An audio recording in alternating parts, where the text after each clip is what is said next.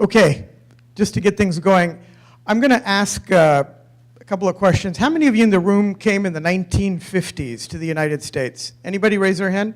In the 1950s? Anybody? Okay, 1960s? Okay, you were 1960s, I bet, right? 1970s? And the rest of you are some of you are, most of you, the others are all born here, so 1980s and beyond, right? Okay. So, 1954, 3 weeks ago, was the 60th anniversary for when my dad came to Washington. There were 2 Indians at that point. October 1st, 1954. I was born and raised here. My kids are now 3rd generation Indians. I think I'm at the right conference, but I really applaud American Bazaar for doing what they're doing on the whole aspect of philanthropy, because when my parents came to Washington, there were only 2 Indian families here. So my dad got thrown off of buses. He got arrested for playing on a public tennis court. There were different parts of the restaurant. They could never get a hotel room, all right here in Washington. Dr. Krishna Rao. Frank knows him. He was with the U.S. government for 45 years as a senior executive. But so it's amazing. I was born right here in the city, Providence Hospital. And so it's amazing to look at the evolution of the Indian American community in the United States. In 1965, the Immigration Act was changed to enable my father and a couple of others to be able to stay back in the United States because the law didn't allow it. And at that point, Lyndon Johnson passed legislation, sent my dad and mom to Canada for 11 months while legislation was being passed, and brought them back so the U.S. government could keep him as an employee of NOAA. The whole issue of philanthropy, for me, grew up at home, because I was born and raised here, been here almost my entire life. So in 1997, I'm not going to date myself, I'm not that old, but in 1997, started a foundation called Upakar. I was in a grocery store one day, and it dawned upon me, and I'm not going to talk today about philanthropy in India, because God bless all of you who are doing an amazing job in giving back to our country. I go back to India every month. I have close ties to India, and I'm a huge believer in terms of what we do for our country. But there was an astonishing revelation that occurred to me right here, right now. And that was that if you look at every community in the United States today, and we represent a significant community, now 3 million in the United States. It was a few hundred in 1954 when my dad came. And you could count the number of people that actually had a green card or were allowed to get a green card in those days. But if you look at the realities of what every other community has done in terms of philanthropy to support their communities, the statistics show that the Indian community, while well ahead economically, lags terribly behind in terms of other communities, whether you look at the Jewish community, the Chinese community, and the Jewish community, and many others.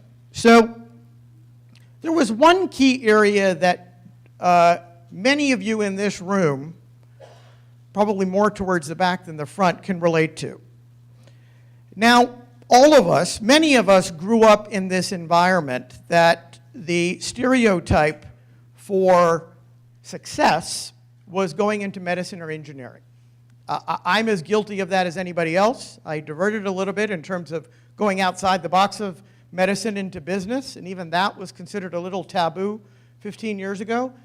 But that whole notion that it was okay for an Indian to be a professional artist or a journalist or a professional athlete, all of us know that when I was growing up here was unheard of. No Indian parent today would say that that was okay, because God forbid what the other families would think. What kind of future can he have? Well, how is he going to sustain a living?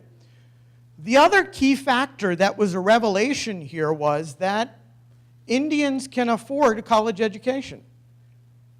Guess what? As many of you in this room have been so fortunate to not only be able to provide for your own families, and many other families who are either directly or indirectly related to you, there are many Indian families across the United States who can barely put food on the table or send their kids to college. So in 1997, I started one of the first, if not the first, scholarship foundation called Upakar, the Indian American Scholarship Foundation, to give scholarships to Indian students in the United States. Nothing to do with India. Indian students in the United States who have who have demonstrated a stellar academic record, who have the financial need and want to pursue their dreams, either in hardcore academics of medicine or engineering, but also aspire to do things outside the box. There were a lot of skeptics 17 years ago when my second daughter was born to say, there is no way anybody is going to apply for this because Indians don't need the money. For 17 years, we have provided over a dozen scholarships per year for $4,000 to $5,000 per year for 17 years for Indian American students in the United States who are academically talented, who don't have the financial resources, and some living in poverty. I'm not directly involved in the day-to-day. Everybody out in the hall should be hearing this story right now, because this is the story of the intersection of philanthropy and giving back to the community. Because at the end of the day, I used to make the phone calls to the parents when the selection committee decided who was going to receive the scholarships for that year. And I will tell you that the mothers and fathers and the students, the ecstasy and the emotion that they had in their voices when they were aware that they were receiving a scholarship for $5,000 was unbelievable. Now, for any of us in this room, it seems like pittance. It's probably something that maybe somebody spends on a weekend or a dinner. But here are families today that could accept this scholarship because that was the money they needed in order for that student to go to college. And guess what? 17 years later, some of those students are now neurosurgeons, engineers, professional journalists that have all leveraged that scholarship as a catalyst for them to pursue their dreams, and parents that were willing to accept and put on paper that they need the money. Children that were living in homeless shelters, Indian families with single parents who were barely trying to make ends meet. But yet, to somebody's point earlier, most of the effort around philanthropy has been a grassroots campaign. And it's been successful. But the vision is, why is it that the College Board today has supported the National Hispanic Scholarship Foundation for Hispanic students, but we as Indians have been unable to establish something of that caliber on the academic side? Forget about giving to India. This is our home. This is our home. This is where we need to make a mark with philanthropy, because this is where we live and breathe every single day. That's what we did on education. The second was on fine arts. Ranveer Trahan, I don't know if he's still here, if he left. Phenomenal job in terms of the importance of our culture and the fine arts in terms of bringing it mainstream for us to imbibe and allow the Americans, because I was born and raised here. I'm as American as any of you guys are here. How many of you were born here in the United States? Raise your hands high. Okay.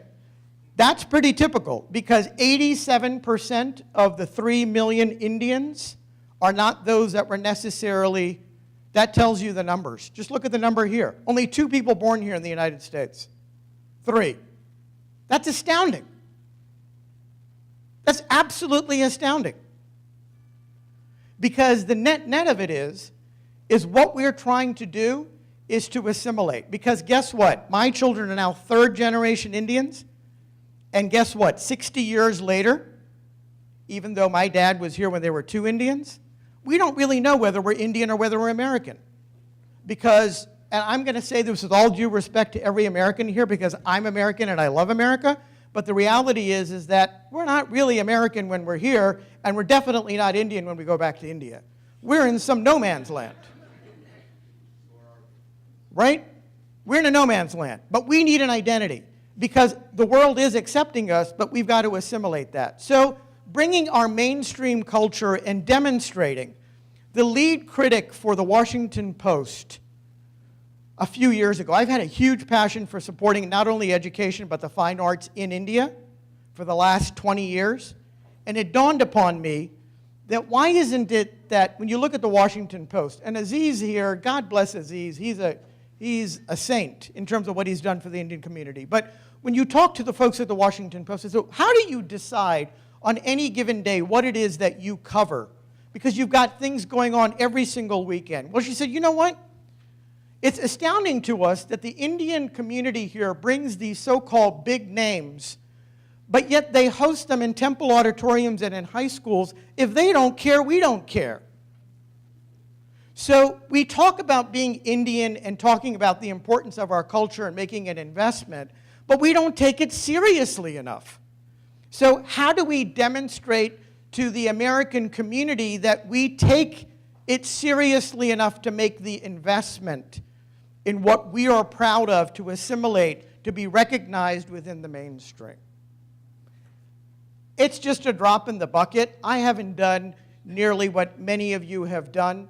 But it's a historical perspective because as I look at these great conferences right here in this town, I bring something very near and dear to me because when my mom and dad came here 60 years ago, I know the battles that they fought. And I tell my kids every single day that they are what they are today because of the battles that my mother and father fought for when they first came to this country and when they first came to this city. So the third thing, which is not really philanthropic, but I encourage every one of you to get involved.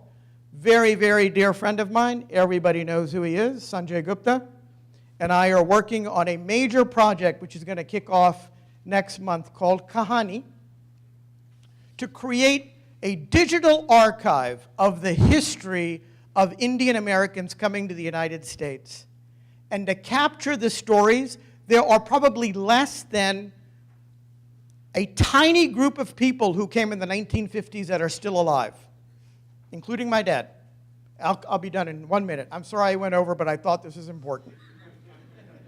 Because you'll remember this. I know you'll remember this.